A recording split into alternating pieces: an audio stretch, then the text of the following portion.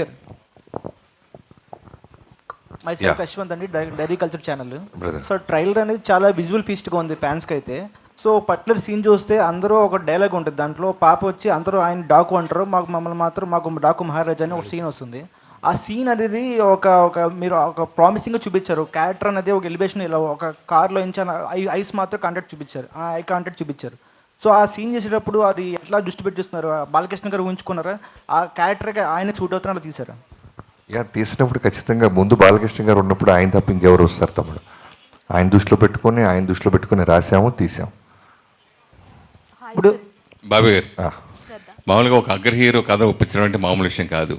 So ఏ genre చేద్దాం, ఏం చేద్దాం అలా డిసైడ్ అయినప్పుడు ఏది మిమ్మల్ని ప్రిపేర్ చేశారు? అలాగే ఇంతకుముందు చైల్డ్ సెంటిమెంట్ కూడా భగవంత్ కేసర్లో బాలకృష్ణ బాబు ఆల్రెడీ చూసాం.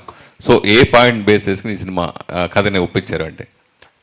ముందుగా ఆయన ఒప్పించడం అనేది మా ఇంటెన్షన్ కాదు, మా ఫైట్ కాదండి. ముందు మంచి సినిమా తీయాలి.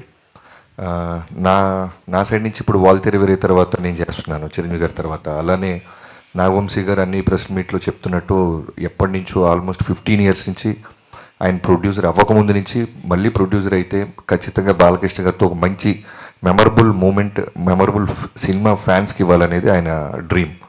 సో అలాంటి ఇద్దరం కలిసినప్పుడు ముందు ఎగ్జైట్ అయ్యే ఒక కంటెంట్ తయారు చేయాలి.